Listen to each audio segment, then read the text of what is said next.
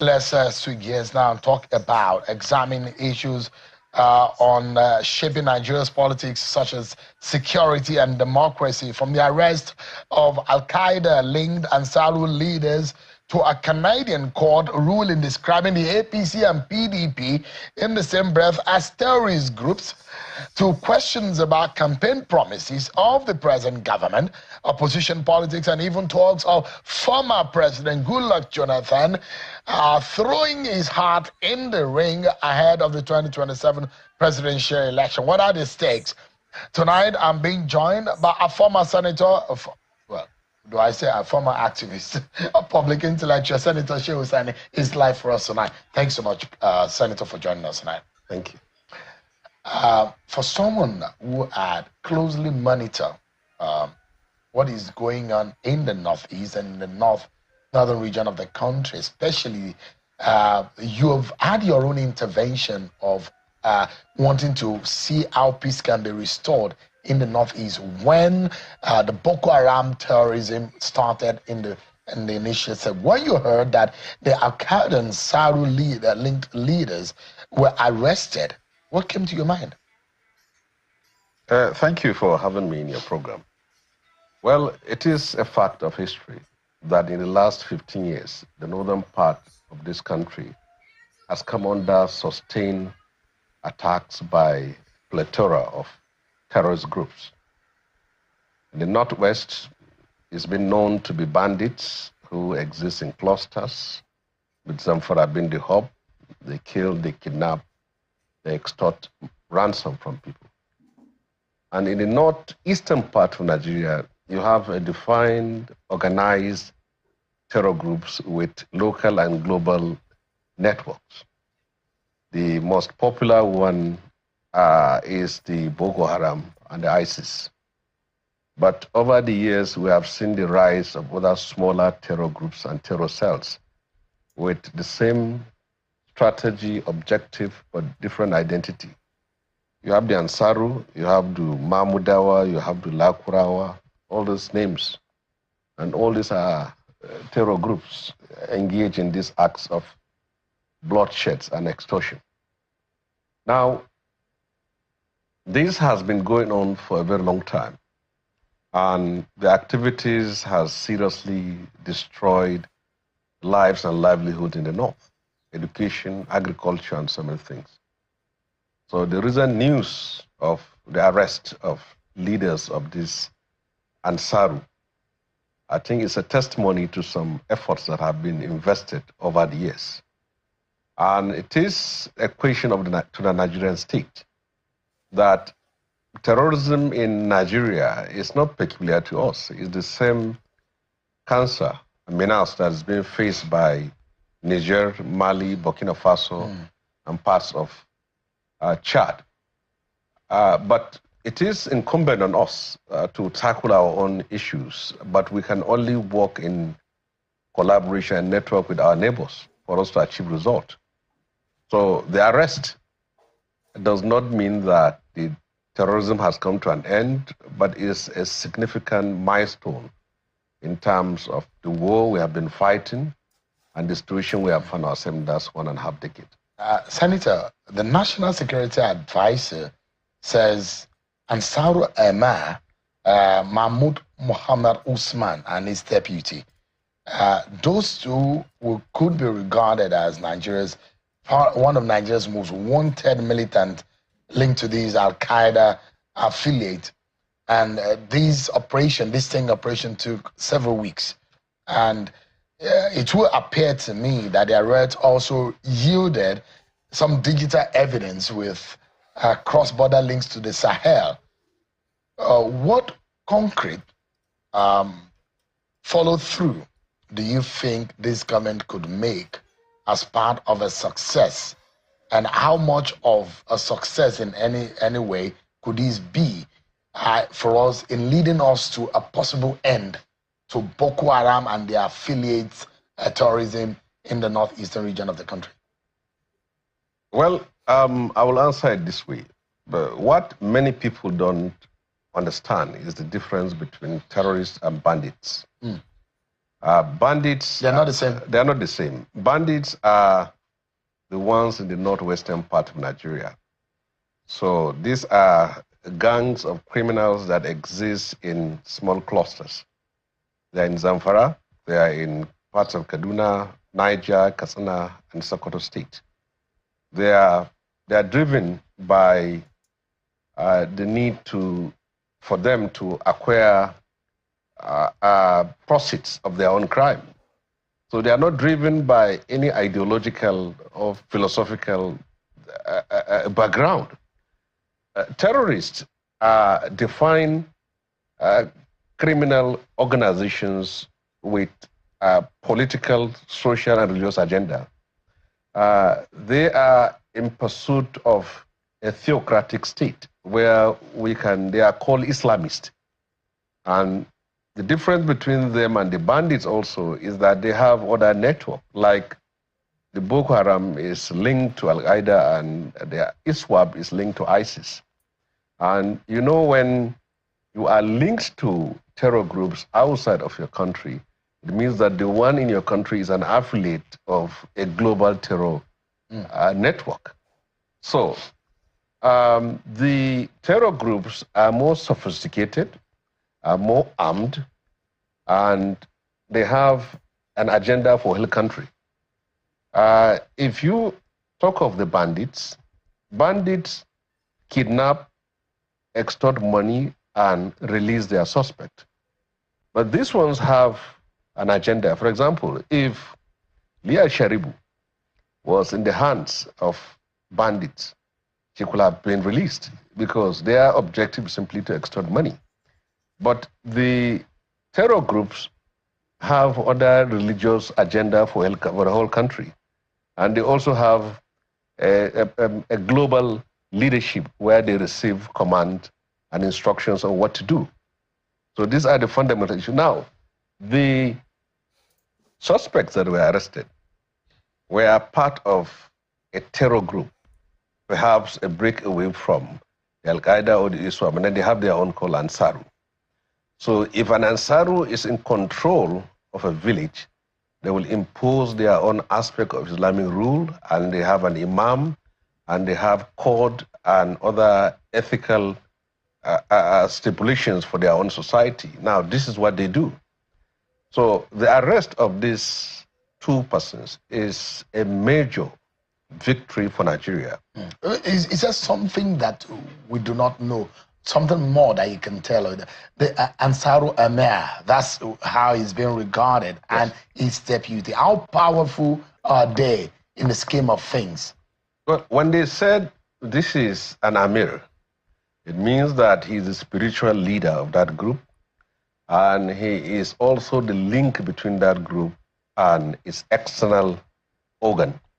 And he is also the main supplier of logistics to the activities of the group. So when such kind of person is apprehended, is a major setback for the group and a major victory for the country in terms of being able to annihilate that aspect of terror groups we are linked with. Their arrest will not bring an end to terror attacks in Nigeria, but for that very group which they lead, at least there is a strong seal that has been imposed on them. And it is demoralizing for other members when their leaders are arrested, and it's also a step forward to the ultimate aim of achieving victory over the terror group's network countrywide. And discussing this in the same breath, it's ironic and very interesting, actually.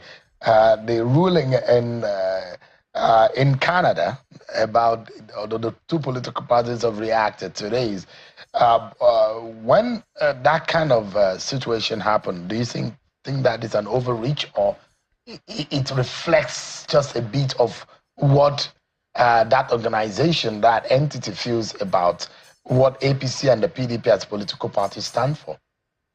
You see, a lot of things are said about our country, and we seem to belittle our prestige and our role in history. That is why you hear people outside of the country calling Nigeria a nation of scammers, of fraudsters, a corrupt people, and terror and whatever. But if you go through history and see the role Nigeria played, there is no country in this continent or outside of this country that has made enormous contribution to global peace and stability. I will go a bit of history.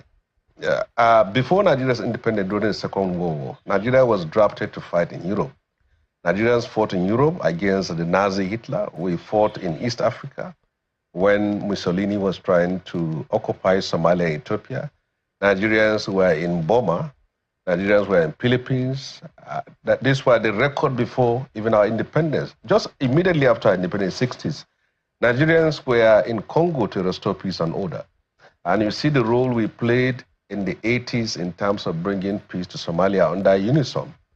And see the role we played in Liberia and Sierra Leone. We are also in the forefront of the fight against apartheid colonialism in Southern Africa, particularly in South Africa. We lend support, logistics, and training to the revolutionary fighters there. We've supported MPLA in Angola. We supported Frelimo in Mozambique.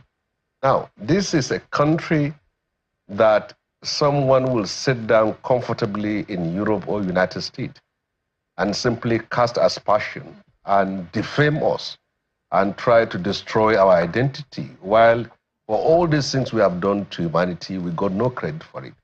Now, a court in Canada, an obscure court, whether it's a magistrate or a high court, will sit down and look at a nation of 230 million people and see the biggest of their political parties that preside over their affairs are terror groups. I think it's time for everyone to learn to speak for this country. I don't think that it makes any sense. And I read a legal opinion on it. Someone was perhaps a minister under Obasanjo administration, and then he has an issues there. And the reference was made. Yeah.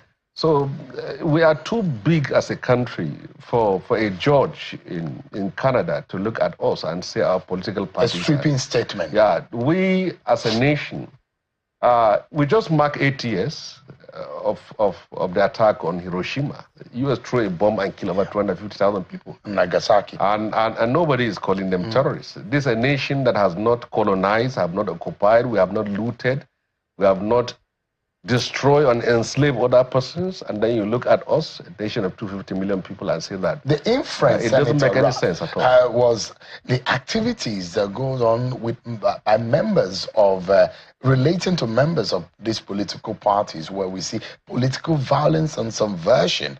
Those are some of what has brought up that statement in that courtroom, to have brought that appellation of terrorist or violent political party activity. Well, it's just what I'm saying. U.S. has two parties, Democratic and Republican parties. All their presidents have been engaged in bombing other nations and killing people. In United Kingdom, the Conservative and Labour, they have prime ministers who are also involved. And Trump was almost in attacking and killing people or part, but they let such kind of courts declare them as terror parties. So it is simply trying to cast aspersion of our country, and it's not only limited to Canadian court, but this is a narrative that we as Nigerians must stand up and speak. We have made sacrifices for the peace, stability, and progress of humanity like no other country in the world. We should be giving credit for that, and we shouldn't take it. I can remember there was a time a magistrate gave a ruling against Rwanda as President Paul Kagame, and the response was swift. You can't sit down somewhere in a court in a city that is unknown and of no value to us as a country and look at us and tell us that we have political parties that are terror groups. It makes no sense, and we shouldn't give credit to that, and we shouldn't give audience to such kind of ruling. I was going to ask you, though, because your own state, when you, Kaduna, experienced a huge pressure from these bandits, and we saw some kind of approach different from what happened under your former, your good friend Nasir El-Rufai, the former governor, and the present governor, who is also your very good friend, Uba Sani, the approach are different. Nasir El-Rufai had said we should go into the bush and the forest and bomb these guys off. But it does look like Uba Sani's approach is more of a carrot, and maybe he's achieving the result. In comparative analysis, what is there a lesson to learn for the rest of the states that are battling similar problems? How to tackle insecurity other than the bullets and the guns? Well, since Ubasani took over office in 2023, he was able to study the political configuration and the conflicts and the hotspots in the state, and came up with this idea that if we have been using bombs and bullets to exterminate these terrorists and it's not possible, why don't we try a different approach? And then he experimented with this idea of dialogue with these bandits, and it worked. But something miraculous about it was that he was not the first to initiate a dialogue. There was one time years ago you have dialogue in Katsina that never worked. When Masari was a governor, there was one time you have dialogue with Motawalli when he was a governor, and it never worked. And other governors in the north tried that path. But the uniqueness of that of Ubasani is that it worked. Bruningwari, which is a local government in the central part of Kaduna, used to be the hub of terror groups and criminal bandits. There are some communities that are virtually under the control of these terror, and you can't move. And they move from Bruningwari and launch attacks in Kaduna and even Kaduna-Abuja Road. And whoever is kidnapped from Abuja or Kaduna is being taken to Bruningwari and later transferred to Zamfara. Now, Ubasani, with the help of National Security Advisor and other agencies, have been able to achieve that feat. Now you have peace in Bruningwari. People can drive any time of the day. So I wonder why other governors have not adopted that. But I have read somewhere where a certain governor said what happened in Kaduna cannot happen in their place. But why don't they give it a try?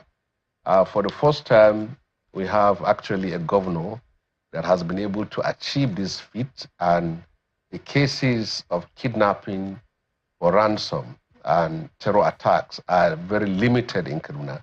So you can give that credit to him. All right. Our closing moments now with Senator Shehu Sani. Senator, during the 2023 campaign, President Tinubu promised economic revival, anti-corruption fight, reforms, and 2 years later, his opposition and his critics are saying poverty remains stubbornly high and policy progress is sluggish. And there are talks about the emerging opposition coalition. They're saying the only agenda they have is sending President Bola Tinubu back to Lagos. And we're in fact hearing that former President Goodluck Jonathan there are whispers that he may have his heart and his eyes in the game on 2027. What do you make of what is going on? Well, first of all, I don't speak for the government, but all I know is that economic reforms program anywhere in the world is not easy. And for any nation that has a vision of the future, sacrifices need to be made. That became the foundation for greatness of nations like South Korea, Indonesia, Malaysia, and Singapore. We have to make sacrifices for the future. And we're in a democracy. It is within the rights and the ambit of our democratic experiment or law or rule to have an opposition that will give an alternative. But if their only a cause for power is to remove Tinubu without providing any alternative to governance of his own style, then they have no agenda. And let me be very frank on this. The people that constitute the coalition today are not ideologically and philosophically different from the programs which the Tinubu administration is prosecuting. So it's not like you have a Marxist and a capitalist or a new liberal and a conservative. They all, during their campaign and in their lives, you can see those liberal values of devaluation, removal of subsidy and so many things. So it's like the team A of ruling power and team B. Now, in the case of Jonathan, each time there's an election, you see the name of Jonathan coming up, but it is his own volition to try to contest. But I advise him not to do that. The reason for that is very simple. The PDP he used to know is not the same PDP now. The PDP in the Southwest are endorsing the president and some of his members of their party. They are in the coalition. So he is not going to be in the party that he used to know. So he shouldn't waste his time. Thank you so much, Senator. We're certainly out of time. That's our show for tonight.